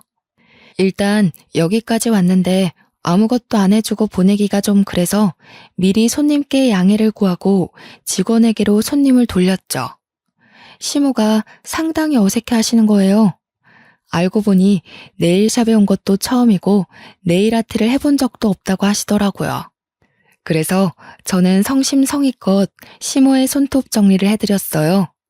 어차피 시모나 신우나 가족이니까 대충 반값만 받아야겠다 싶었는데 계산할 때 되니까 신우가 먼저 선수를 치더라고요. 언니, 가족끼리 이런 건 서비스지? 엄마 가자 하는데 계산하려고 하시던 시모도 멍 때리고 저도 어버버하고 있었죠. 시모가 제 눈치를 쓱 보더니 얘, 그냥 가면 어떡하니?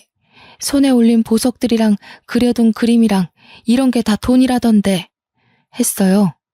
그러면서 며느리 고생해서 돈 버는 건데 그러면 안 되는 거라고 나무랐더니 신우가 저한테 황당하다는 얼굴을 하더라고요.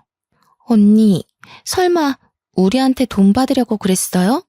이러면서요. 제가 아무 말도 없으니까 똥줄이라도 탔는지 이런 거 다 기술력이긴 한데 돈 드는 건 아니잖아요. 이러대요. 우리 직원들이 슬그머니 저년 뭐지? 하는 얼굴로 바라보면서 저분들 누구신데 저래요? 이러는데 괜히 얼굴이 화끈거리더라고요. 제 입으로 구구절절 설명하기도 그렇고 분위기도 영 이상해서 오늘은 그냥 가시라고 했어요. 이번엔 처음 오신 거니까 그냥 서비스로 해드리겠다고 했죠. 그랬더니 신우가 시모 데리고 나가면서 거봐, 다음에 또 올게 하고 나가는 거 아니겠어요? 시모는 계속 찝찝한지 저한테 미안해하시고 저는 그냥 웃는 낯으로 보내드렸죠. 신우가 다음에 또 온다고 하니까 빡쳤지만 다음에 올 땐 돈 받으면 되겠지 하고 안일하게 생각했어요. 그런데 정말 제가 신우에 대해 아무것도 몰랐던 거죠. 이 망할 신우가 2주 뒤에 지 친구들까지 데리고 나타난 거예요. 우리 새언니네 가게야.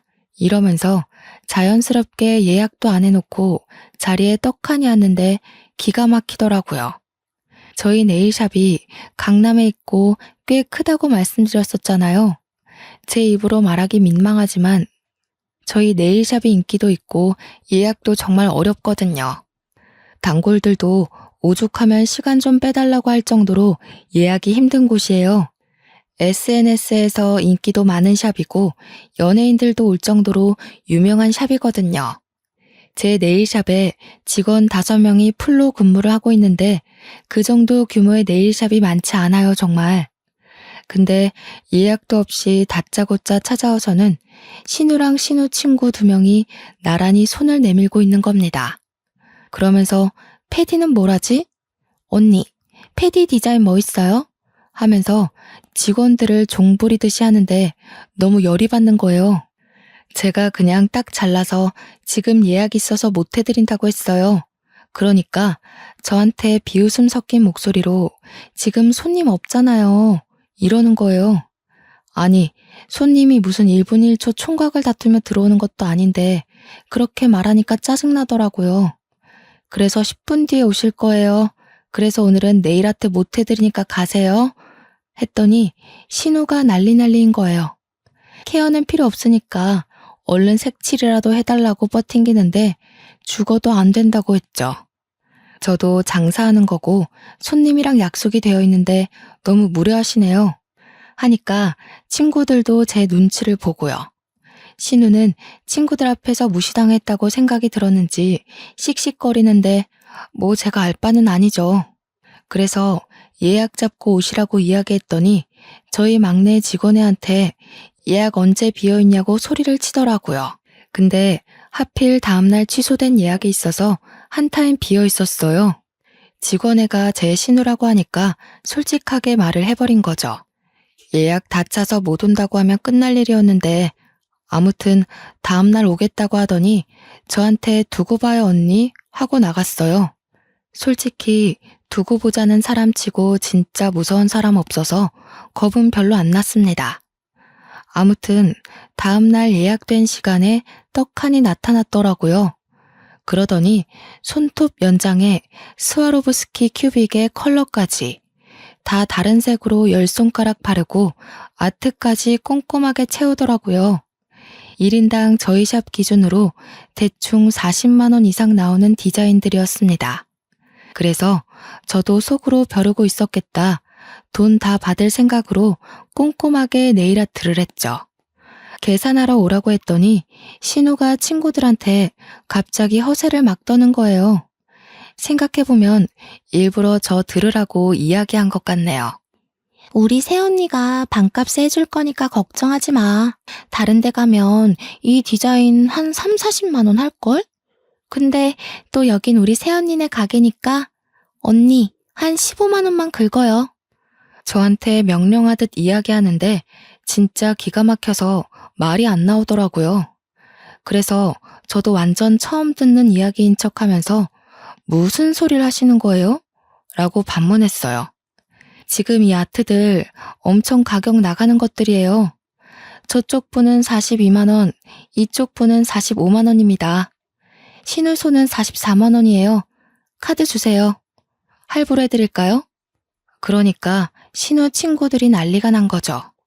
야, 반값이라며. 뭐야, 많이 나와도 15만 원 이상 안 받는다며. 그러면서 저를 쳐다보면서 신우가 한 말이랑 다르대요. 그래서 저도 그랬죠. 애초에 신우가 저한테 그런 이야기를 물어본 적도 내가 말한 적도 없다고요. 우리 신우 완전 얼굴 빨개져서 부들부들 떠는데 제가 완전 어퍼컷을 날렸죠. 이 손톱이 어떻게 15만 원밖에 안 해요? 그럼 나도 거기 가서 손톱하겠다. 그러니까 신우가 저한테 새언니, 언니가 신우한테 이래도 되겠어요? 하면서 먹히지도 않을 협박성 멘트를 날리더라고요. 그래서 저는 웃으면서 신우는 신우고 돈은 돈이지. 얼른 카드 주세요. 했네요. 그랬더니 친구들이 울며 겨자 먹기로 쭈뼛 카드를 내놓는데 정말 딱 정가 그대로 받았습니다. 신우도 어쩔 줄 몰라서 눈치만 보고 있는데 신우한테도 손 내밀었죠. 카드 달라고 손짓하니까 저한테 자기 아예 지갑을 안 들고 왔대요. 진짜 어이가 없어서. 지 손은 공짜로 하고 가려고 아예 작정을 하고 온 거죠 뭐. 그래서 저도 이대로 보낼 수 없겠다는 생각이 들어서 이체하라고 했어요. 지갑은 없어도 휴대폰은 있으니까 충분히 이체할 수 있잖아요. 그러니까 신우가 나중에 준다고 지금 못 준대요. 그래서 지금 돈 안 내고 가면 경찰에 신고할 거라고 하니까 새언니 너무한 거 아니에요? 하면서 소리를 버럭 지르고 친구들은 신우 진짜 철없다는 눈빛으로 바라보고 직원들도 죄다 비웃고 신우 얼굴 벌개져서 어떻게 자기를 이런 취급할 수 있냐고 울먹이면서 말하는데 그게 먹힐 사람이면 애초에 제가 이체하라고까지 안 했겠죠. 결국 시모한테 전화해서 돈 좀 보내달라고 하더니 저한테 44만 원 이체하고 가더라고요.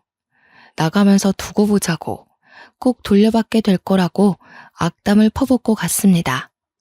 제가 미국에 있는 친구한테 이 이야기를 해주니까 웃으면서 시집살이 대박으로 당하는 거 아니냐고 걱정을 하더라고요. 그러면서 그 신우 진짜 또라이 아니냐고 그런 인간이 며느리로 들어오면 소름 끼칠 것 같다고 공감을 해줬어요. 안 그래도 제 친구한테 오빠가 하나 있었는데 그 오빠가 결혼을 하겠다고 했나 봐요. 그러면서 자기 새언니가 그런 인간이면 어떻게 하냐고 걱정된다고 하길래 웬만해서 이런 또라이 만나기 힘들다고 위로도 해줬죠. 친구가 오빠 결혼 이야기가 솔솔 나와서 조만간 한국에 온다고 하길래 한국 오면 얼굴 보기로 약속을 했습니다. 그렇게 또 신우랑 마주치지 않고 평온한 일상을 보내고 있던 어느 날, 시모가 저한테 급하게 연락이 왔어요. 오늘 저녁에 뭐하니? 하시길래 별일 없다고 하니까 시댁으로 퇴근하면 바로 오라고 하시는 겁니다. 분위기가 약간 이상했어요. 그래서 남편이랑 같이 시댁으로 갔는데 신우가 웬 남자랑 같이 와 있는 거예요. 남편이랑 저랑 아무런 언질도 받지 못한 상태라서 그냥 뭐지 하고 있었는데 난생 처음 보는 남자가 있으니까 좀 어색하더라고요. 그런 게 신우가 저보다 딱 1살 어리거든요. 신우가 절 보면서 씩 웃더니 충격적인 이야기를 하는 겁니다. 언니, 오빠, 내가 먼저 애를 낳게 생겼네. 신우가 혼전 임신을 해서 옆에 앉아있는 남자랑 결혼을 하겠다고 찾아온 거였어요. 우리 시부모는 아무 말도 못하고 너무 놀라고 어이가 없으니까 저한테 전화해서 퇴근 후에 시댁으로 오라고 이야기를 한 거였죠. 저랑 남편은 정말 식겁을 할 수밖에 없었죠. 망나니 같은 신우가 혼전 임신으로 결혼을 한다고 하니까요. 저희도 아직 아이가 없었고 아이 계획조차 없었기에 미루고 있던 중이었고요. 남편은 여동생이 임신을 했다는 사실 자체가 충격적인 것처럼 보였습니다.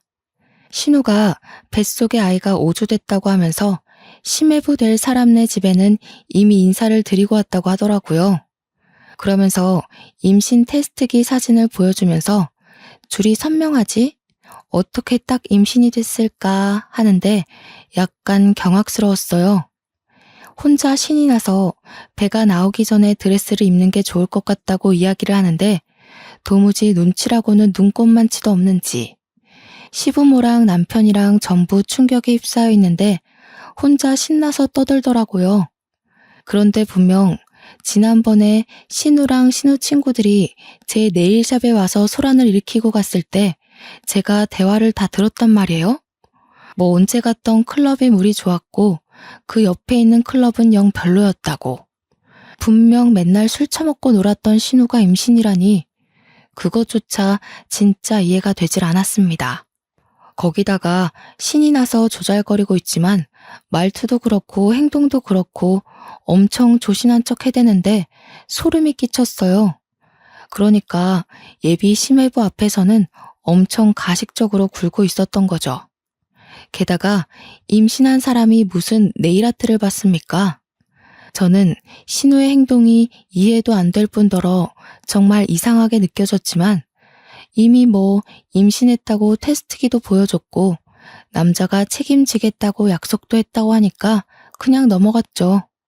양가의 인사도 다 드린 마당에 제가 뭐라고 이상한데요?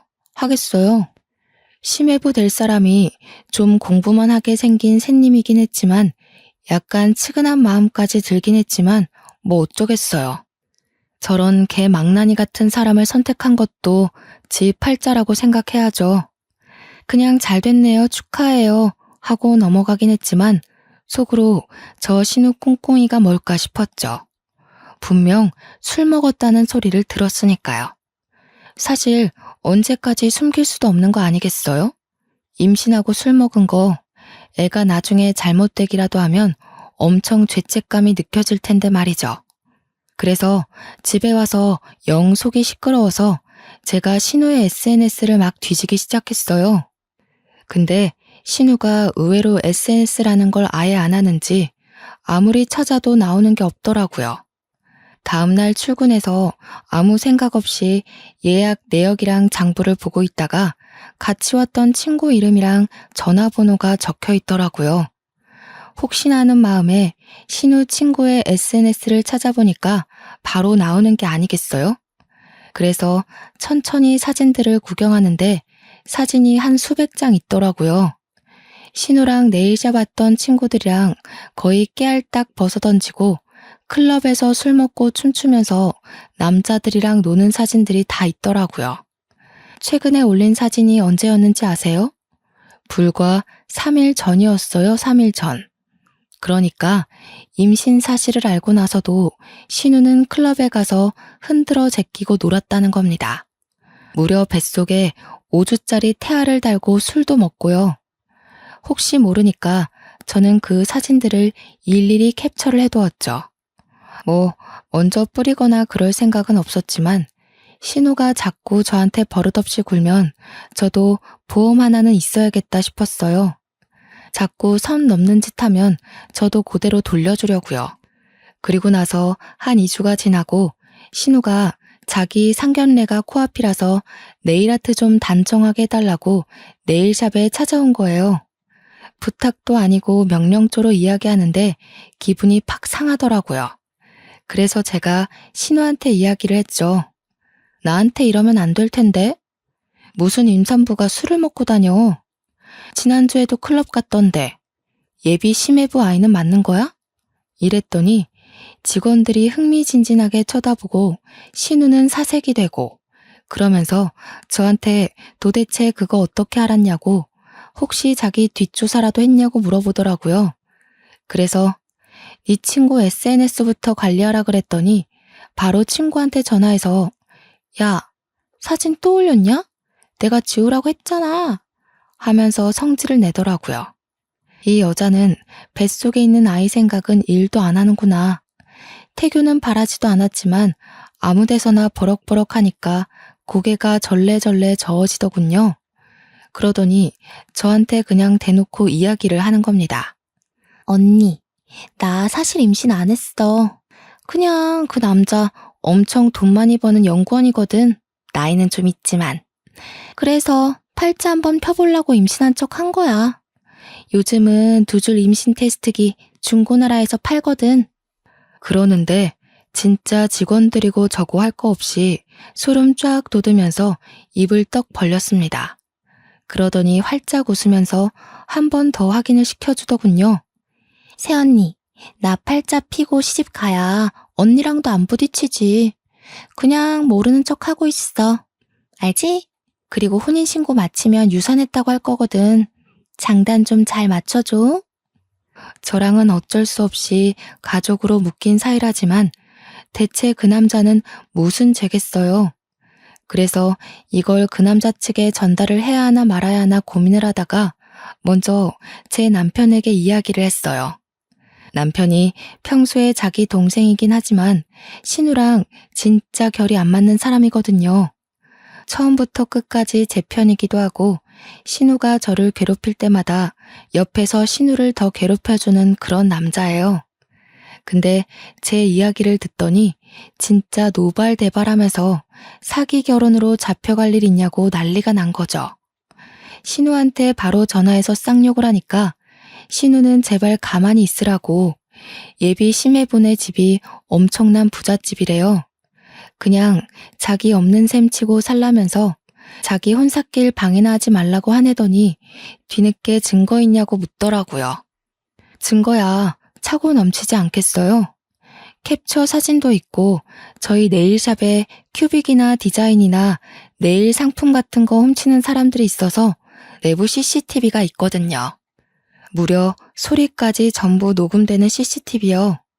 신우 얼굴까지 모조리 다 나와 있는 영상 증거본까지 있는데 증거를 운운하다니 남편이랑 저는 결국 뭐가 맞는 건지 끝까지 해답을 찾지 못한 채로 신우의 상견례 자리에 참석을 하게 되었어요.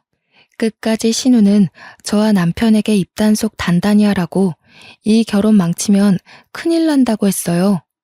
진짜 저는 평생 죄짓고는 못 살 팔자인지 문 열고 들어가서 상견례 자리에 참석해야 하는데 못 들어가겠더라고요.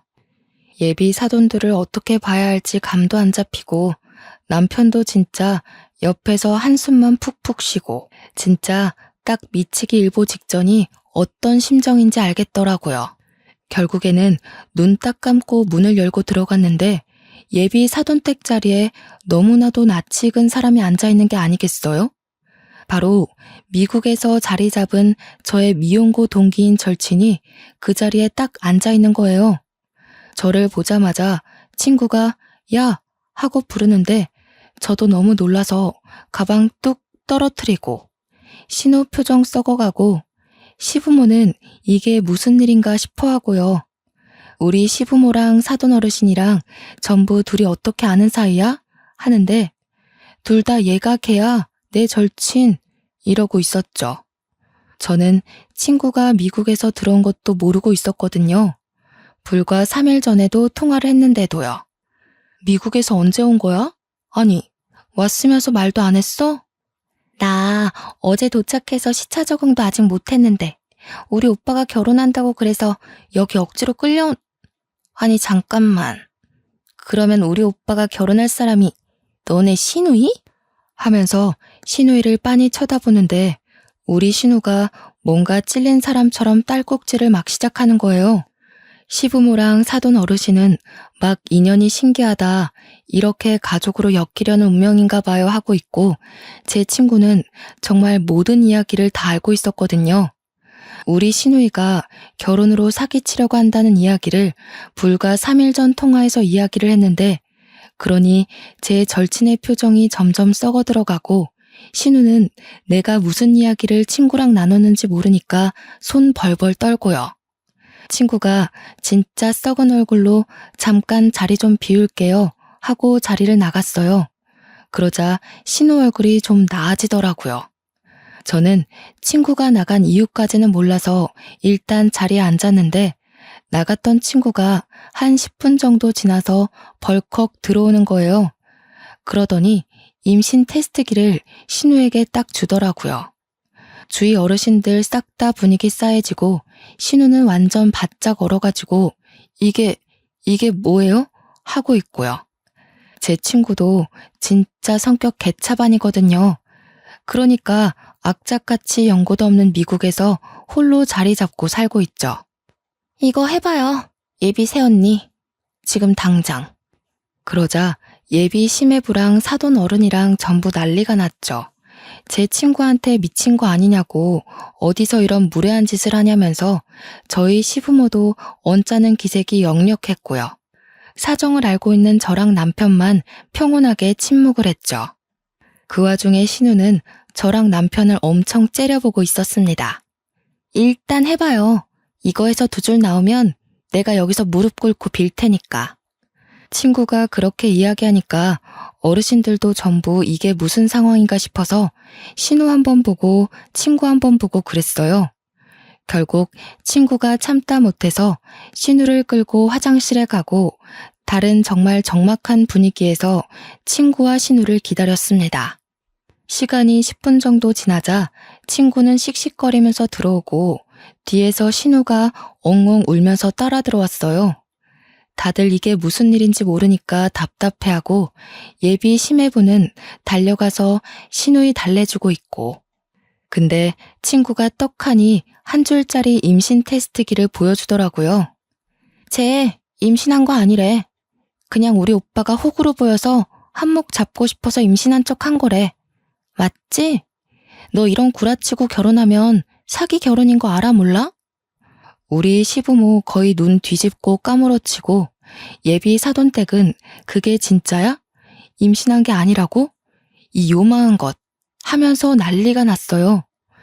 한순간에 정막이 깨지고 엄청 시끄러워진 상황에 신우가 엉엉 울다가 갑자기 저한테 달려드는 겁니다. 제 머리채를 확 잡더니 소리를 막 질렀어요. 너지? 네가 다 까발렸지? 야! 근데 제 남편이 신우 손을 확 내리치고는 저를 팔로 감싸 안고 뭐 하는 짓이냐고 소리를 쳤죠. 진짜 저 머리털 한 뭉텅이는 빠졌을 거예요, 그날. 남편 아니었으면 두 뭉텅이가 빠졌을지도 모르죠. 신우가 발악하는 걸 듣더니 제 친구가 신우한테 한마디 하더라고요. 너 맨날 클럽 가서 남자랑 놀고 난리를 쳤다면서? 애가 있었어도 우리 오빠 애는 아니었을 것 같네. 오빠, 그만 나가자. 그러더니 저한테는 나중에 전화하겠다고 하고 예비 심해부였던 친구 오빠랑 친구 부모님이 모두 쓰레기 보듯 신우를 보면서 자리를 떴습니다. 당연히 우리 가족만 남자 난리가 났죠. 남편은 신우한테 미친년 아니냐고 어떻게 그걸 속일 수 있냐고 난리가 나고 시모는 쪽팔려서 얼굴 어떻게 들고 다니냐고 울고불고 하시고 시부는 진짜 화가 나셨는지 신우의 등짝을 엄청 세게 때리셨어요. 신우도 울면서 진짜 다 된 밥에 왜 콧바뜨리냐고 오히려 화를 내더라고요. 결혼은 뭐 당연히 파토 났고 혼인빙자 사기로 소송을 거낼만해 하는 걸 제가 가운데서 중재했어요. 아무리 그래도 신우가 이번 기회에 정신을 차리길 바라면서 용서를 구했죠. 신우는 결국 시댁에서 맨몸으로 쫓겨났습니다. 시모랑 시부 둘 다 절대 용서 안 해줄 거라고 정신 차리고 알아서 살아보라고 내쫓았어요. 오갈 데 없는 신우가 저희 집을 찾아왔지만 남편이 이중잠금 장치까지 걸어버리고 문을 닫아버렸죠. 결국 한동안은 친구네 집을 전전긍긍하며 편의점 알바에서 돈 모으다가 지금은 콜센터에서 일하면서 작은 원룸 얻어서 산다고 하더군요. 저랑은 아예 그 이후로 연락 안 해서 모르겠지만 남편한테는 근근히 연락이 오는 것 같더라고요. 벌써 몇 년이 지난 일인데 아직까지 시부모님은 신우를 받아주지 않고 있어요. 큰 실수 저지르고 나니까 철은 든 것 같은데 받아주면 또 어떻게 될지 모른다면서요. 저도 그 말에 동의하고요. 전 아직까지 친구와 연락 잘하면서 잘 지내고 있습니다. 남편이랑도 사이좋고 네일샵도 여전히 번창하고 있어요. 언젠가 신우에게도 좋은 짝 나타나길 바라면서 이렇게 글을 마무리해봅니다. 사람은 응당 죄를 지으면 그 죄값을 치르게 되어 있나 봐요.